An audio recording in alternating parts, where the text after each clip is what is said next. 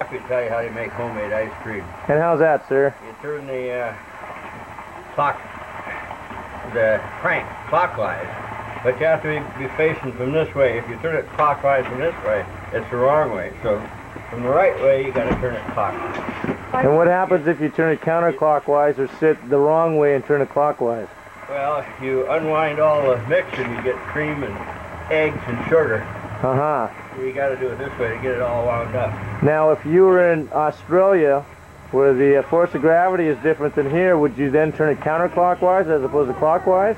Well, I don't know. I never have had that experience across the equator. It's a little bit like flushing the toilet, I suppose. You might have to.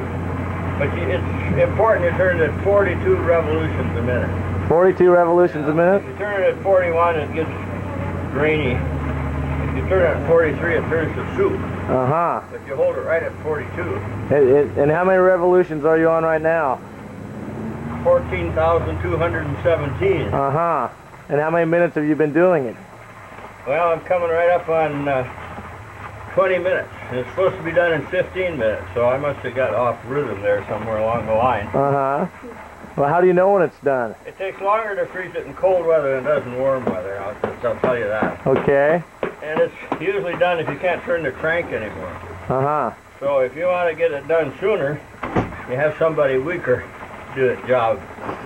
If you want it to last longer, you get somebody stronger. Uh-huh. And when they can't turn anymore, it's done. I see. And it's very tasty. But it isn't really complete until you've licked the paddles and then got yourself a couple of sample dishes of ice cream. I see. And by that time, this 4-quart container only has 2 quarts left in it. So then it's time to start over again. I see. At 42 revolutions a minute clockwise. Clockwise. North of the equator. And a good place to store the ice cream is in the deep freeze.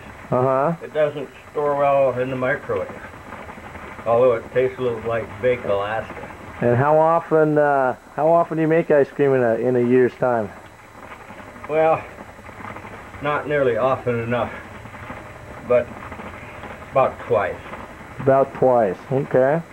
Anything else you'd like to add to this demonstration? Only it's been a pleasure interviewing you. I urge you to get this on national TV. I think it'll be good for the nation. You're on.